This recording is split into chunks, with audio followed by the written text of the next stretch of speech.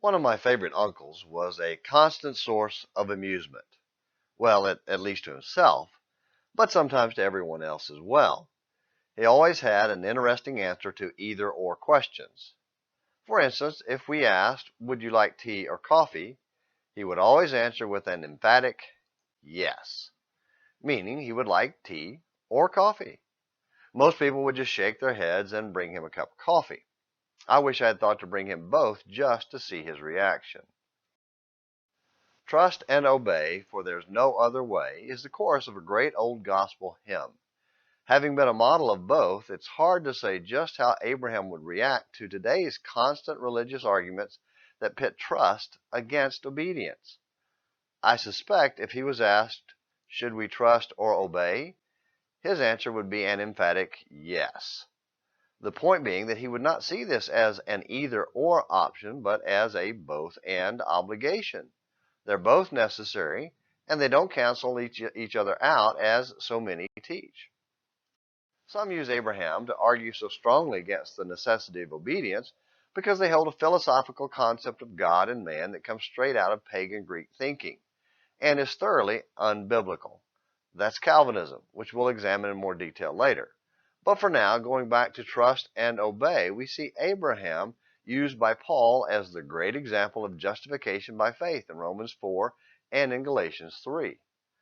However, we also see him used by James as the great example of justification by works, by obedience, and that's in James 2.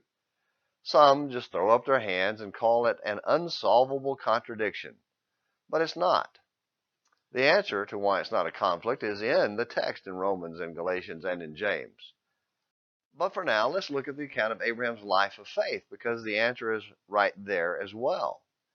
When God called him, what did Abraham do? He went, Genesis 12, verse 4. Despite not knowing where he was going, imagine coming home and telling your wife, "God told me we got to go." "Well, where are we going?" "I don't know." "When are we going to get there?" "I don't know." "How are we going to get there?" "I don't know. But we got to go." Not an easy discussion, right? And when he got to where God sent him, what did he do? He worshiped. That's in Genesis 12, verses 7 and 8.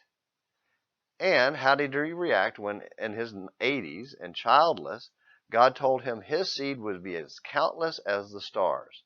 Well, he willingly accepted it as true. That's in Genesis 15, verse 6. And about 30 years later, when his promised son was a lad and God told him to offer Isaac as a burnt offering, what did he do?